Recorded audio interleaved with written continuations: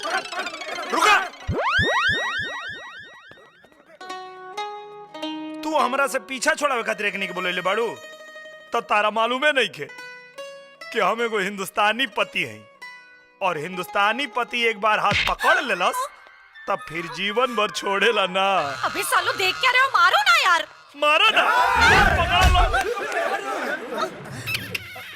अरे गधो, मुझे नहीं, उसे पकड़ो।